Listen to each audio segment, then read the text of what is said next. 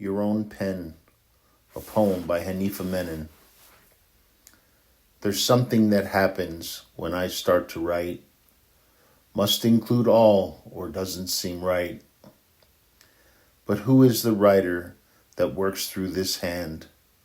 I'm only beginning to true understand. For it's I after all, but not really me. Another writer that is guiding, I see. It seems as if there is a quite different plan. Another director is guiding my hand. Before ink is dried, I'm writing again. A life of its own that's lifting my pen. A voice says through pen, make sure all do know. This very same ink, through each it does flow. So here I am writing to women and men. Do write your own story, but use your own pen. Welcome back, everyone. So for this section, I wanted to bring some attention to some of the different schools of thoughts and spirituality. And I think a lot of people are now starting to get familiar with this idea of non-dual. And I'll mention more about that, of course, in this course. But there has been years, centuries of philosophical debate between, let's say, Buddhism and Advaita, or we can say Vedanta, but I'm going to focus on Advaita Vedanta. So Advaita is the non-dual, Vedanta meaning Vedic teachings. And again, Buddhism. And Buddhism also has so many different directions and paths that people can take. And I find that in North America and certainly in a lot of the world, when people are moving into spiritual directions or more spiritual inquiry, there's often an interest at some point with Buddhism. And sometimes that is the place that people do settle and feel most comfortable. And some people feel very comfortable with non-dual. Of course, different people feel comfortable with different approaches, period. But I thought I'd look at these two because a lot of people would think they're very different. And if you look at the language of Advaita, non-dual, Vedanta, Vedic teachings, if you look at that, and we're thinking about existence, consciousness, and bliss, right? So this is the goal, to get to unite with a space within us or around us, or that we can experience, that is experienced if we can remove the layers of, I'll say, ignorance, to get to that space of, again, what they would call it is Sat Chit Anand. And again, existence, consciousness, bliss. Whereas Buddhism, and I want to specifically focus on Tibetan Buddhism, but a lot of Buddhism actually feels that nothingness, getting to a space of nothingness, is the ultimate goal. And if you look at both of these terms really carefully and really understand the meanings behind them, the depth behind them, they both are relating to a space of infinity. Infinite. It's literally endless, right? So in that, both are endless. So again, one can come from a space of endless nothing, and one can come from a space of endless everything, right? So which is kind of interesting that they're really talking about the same things, just coming at it from just slightly different angles. So I wanted to make sure that you know that today, so that at least when someone is bringing up these terms, and maybe you yourself are exploring these, that you have some understanding of some of the history and some of the depth behind the words that are used in these teachings. Remember that both of those terms on both sides are non-quantifiable. They are infinite. They are between is and is not. So isness and is not, which is in what's also called in often Buddhist texts the middle way. And it's the same sort of idea that's coming from both, is this middle path. And this is something that I would love you to know.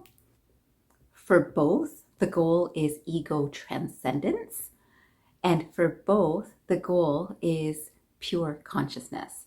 So this is for both of these disciplines, both of these areas, that is the goal, is to overcome, transcend the ego, and unite with pure consciousness.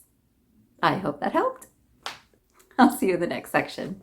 So now let's remind ourselves, we are not the body. So I am not the body. I have a body. I am the perceiver of the senses that my body is able to pick up for me.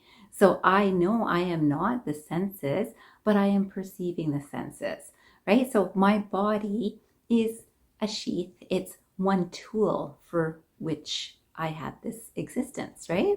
Now, what's deeper was the mind, right? But I am not my mind, because I can see my mind. I can see my thoughts.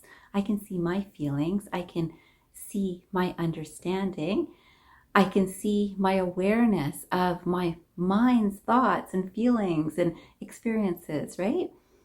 So let's go deeper. I know that I am the seer. I am not the seen, right? So there's something that, yeah, I am thinking these thoughts and I'm aware of those thoughts. I am an awareness of those thoughts, but I am not those thoughts, right? So it's not I am sad, it's I am experiencing a sadness. My mind is feeling sad, right? So that sort of idea. So if we go a little bit deeper and we think, okay, there's something even deeper than the mind's perceptions, because there's something understanding those perceptions, right? And we can think about the intellect, because when I am sad, I can think about, oh, I know what happened in life that has just happened right now. And I understand. I understand why I feel sad.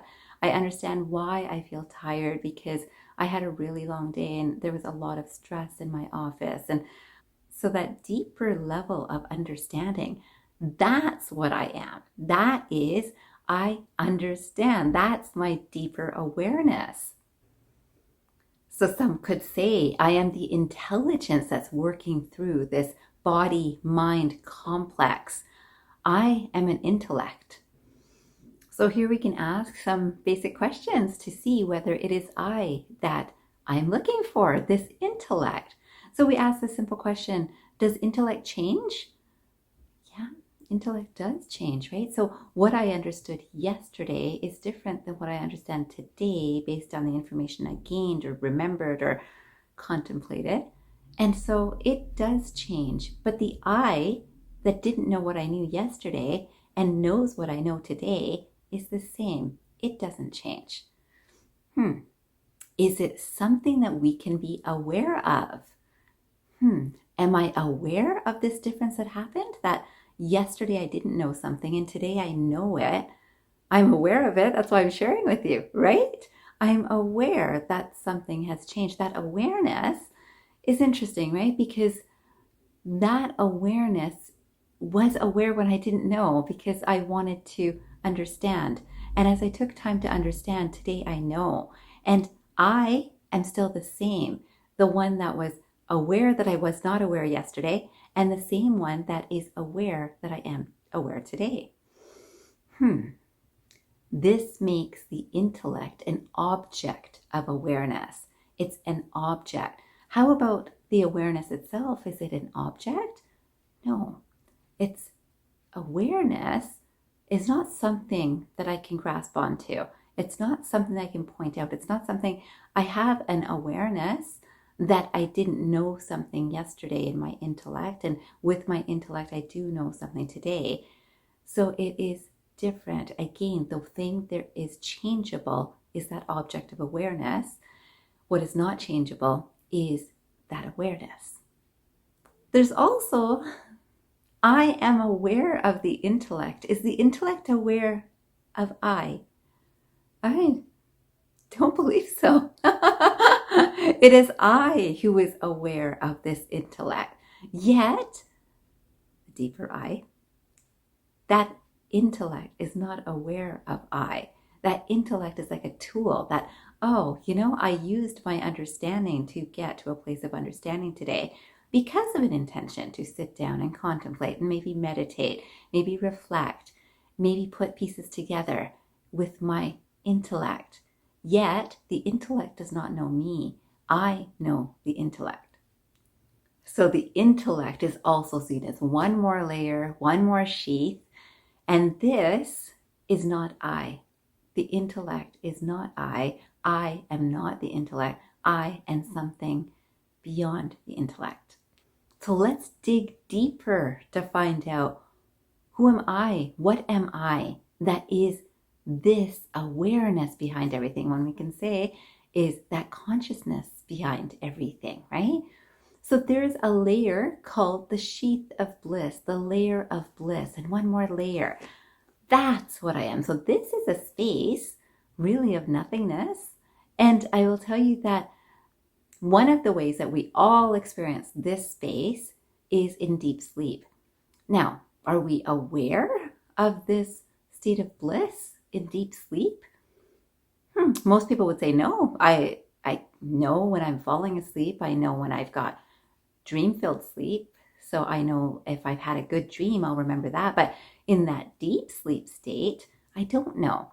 So with this section, I am putting a couple of references below this for you to understand these times in our lives, these experiences that every single person goes through. This is going to be the waking, the dreaming, and the deep sleep state. And there's also a state called Turiya, which I'm not going to explain in this video, but I'm putting some references for you here. I do want you to know that, again, when people say, well, but I'm not really aware, and I certainly wouldn't say I was in bliss, but I'm not aware in a really good sleep. There you go. How do you know that it was a really good sleep? So you know that when you wake up in the morning, if you've had a good sleep, it's not because there were great dreams usually. In fact, if you've been active in your mind and have had lots of dreams, whether good or not good, you don't feel so rested, right? But when you've had deep sleep, it's very easy to wake up in the morning and feel, I had a really good sleep. What is it that knows that? Who knows that? That space is a space of bliss. So it's known as this sheath of bliss. And this is a place that people can get to in different times too, but that is probably the one that everyone does experience at some time, and many people every single day. There's going to be at least some time in that deep sleep state where when someone wakes and our waking consciousness kicks in, we can actually realize we've had a really good sleep and it feels great, right? That is a sheath of bliss. So let's go back to basic questions. Does that space, that experience change? Does that sheath of bliss change? Oh, we can say easily, right? We should be able to say easily. Some would say, well, I don't know. I'm not aware in that space. But you are aware as soon as you wake up. Now, just the fact that you went from deep sleep to waking up shows you that that changes, right? What does not change? That awareness of, I was in such a good sleep to, and now I'm awake. Or I was in sleep, but it was so restless. I didn't have a good sleep last night. Either one, there is an awareness that tells you both, right? So are you aware of it? Yeah, we're aware of it. Is it aware of us? Does deep sleep say, hey, you know what? Thanks for the deep sleep. No, it doesn't, right? We know that we say, I had a really deep sleep. It was so good. I felt excellent, right? So one thing is it changes. The other thing is it is an object, right? So I can look at the time last night that I had this really great sleep because I woke up this morning feeling like, oh, I feel so fresh. I had a really great sleep, right? So it is an object of awareness, but it is not aware of the subject, right? So the subject is the one that is aware. So who is that? What is that is aware? So it's funny, right? We've gone through 4 layers now. We've gone through the body, we've gone through the mind, we've gone through the intellect, and we've gone through a layer of bliss, and we still have not found the awareness of the consciousness. Where is that consciousness, and what is that consciousness? What is that experience? So when you ask masters, what is beyond this? Because something is beyond this. This is where masters are silent. And this seems really not fair, right? It seems like, wow, I went through all these layers and I know for sure I was all ready to write down this is what consciousness is. Accept that consciousness just is. And this is the thing when we are thinking about whether we look at it from Buddhist perspective, which is talking about nothingness, and we look at it from Vedantic perspective, Advaita, or non-dual perspective, there is this existence, consciousness, bliss, awareness, that we are just there. Now, I will tell you that in this space, and people can get into this space of awareness when we are truly curious about who is, what is this experience of consciousness. We can get there through meditation, through reflection, through contemplation, and recognizing that the intention is truly just to unite with the space, which is truly our core essence. This core essence, again, can be called the soul. It could be called Turiya state. It can be called pure consciousness. All of that is the same, and there really are no words to describe it. I have had the pleasure, I want you to know, honestly, from my heart and soul, I have had this experience of that state of pure awareness. And I've definitely had a lot of awareness of being in a state of bliss too. But I will tell you, this pure consciousness is just undefinable. It's exactly what the masters say. And of course, my goal is that I will stay there more and more regularly, or be able to get into that space more and more efficiently to connect with my highest self. And I will also put a link to a series of videos that are on my YouTube channel that will also help to guide you for learning some of the basic components that will help you too. In this course, I want to talk about finally this space that we've been trying to get to. So I will tell you that I is the subject, and I is the consciousness that illuminates all of the sheets, from the body to blankness. So when we are looking at, we could not have any of the experiences that I have described in this course without being that pure consciousness behind it. Without pure consciousness, none of those individual experiences can be experienced. Now, here's the thing. One of the ways that, maybe the only way, to get to that space is this intuitive insight. And you might say, I'm not very intuitive, or I have really good intuition. Fantastic. If you're not intuitive, fantastic, because this can be developed. It's there, but it does take a little bit of focused effort of how can I reach that space. And if the intention is pure, your results will be pure consciousness. That is the space of enlightenment. That is the space that shows you that what is lighting every experience for you is that pure consciousness. And this is the space where so much love, peace, compassion, unity flows from us. And this space can be achieved by people like you and I. I am not a monk. I am not a Swami. But I can tell you that through my humble efforts and sincere, heartfelt approach, I have experienced this. I, again, feel this is my calling. This is my reunion, we'll say, with my higher self. And I am loving every step of the way. There is no time when I reach that space that I think, okay, now I'm there, I'm good forever. I will not be so bold or prideful.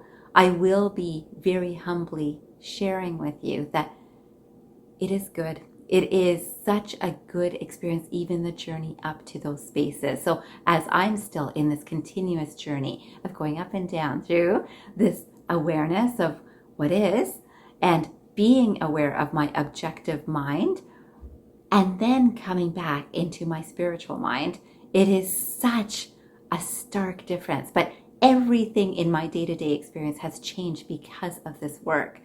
And I hope that you know that through this course, that is my hope for you. If you did not understand something, if you did not hear something, even if you have heard it and you thought you understood it, see if you can repeat it in your own words. See if you can experience it. And you know, I'm going to be adding in a couple of videos for just meditation and contemplation after this. I also want you to know that on Sundays, I do have free meditation that's available to the public through my YouTube channel.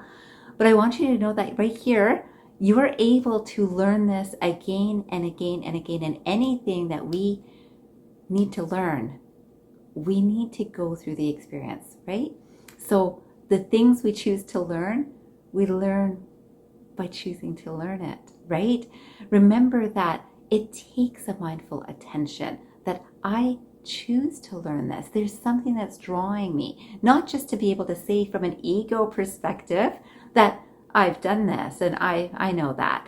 There is something so beautifully transcending and humbling at the same time that happens in this experience. And I am a testament to the fact that this can happen for all of us.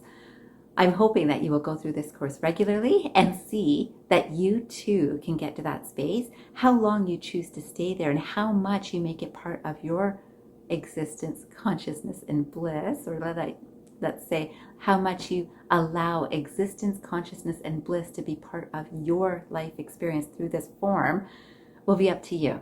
And I hope that this course is setting you off on the right steps. Have a great day, everyone. I'm looking forward to seeing you at the meditations, and you know you can repeat those as often as you want. And again, I'll make sure that you have lots of links to be able to look at some resources beyond this course. Do get in touch with me if you have any questions. You know that you can email me or phone me. You know that all of my information is available publicly. And I hope that you have learned even just a smidgen more than what you knew before this course. Have a great day, everyone. And as I like to say to all of my clients, and certainly my motto, transform your mind and transform your life. Namaste, everyone. So for some of you, you've gone through this course like every other course and felt like, yeah, I guess I learned some stuff. And for others, there might have been flashes of enlightenment. Might be. Some may be completely enlightened. You'll know your experience. Now, what happens when someone is completely enlightened? Is it like fireworks and rainbows and lollipops and all these loving animals and friends? And is that what happens after enlightenment? Well, not exactly. It's exactly the same, yet it's totally different. Now, maybe someone feels more devotional towards God. Like everything I do for God, for Jesus, for my maker, right? So that sort of idea. Now that can be a dualistic approach, and that can be the space of transcendence that a person gets to, where up till now they were thinking about just doing things for themselves, and now they're giving it back to a higher power. And even in that time could be a lot more generosity with family, even, or even with family being everyone, right? There is this desire to care for all as one, to care for us all as part of the same family, to have this love and compassion that pours out of oneself, not only for one's own self, but also for everyone, right? And it doesn't mean that you have to start buying things for everyone. That shows me that I'm enlightened if I'm starting to, pay for everyone for everything, as many people as I can. Nothing like that.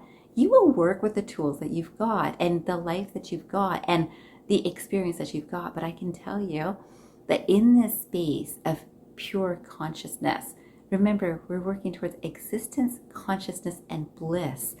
And all of this is possible, not because you're trying to reach. If I could only get to a bliss place, that becomes ego. That's I, little me, wants to get to this place of bliss, right? If I could only get there. But when I want to unite with that higher power, which is already me, that is clouded by the little me ego, oh my goodness, a whole different slew of opportunities starts flooding into our life experience.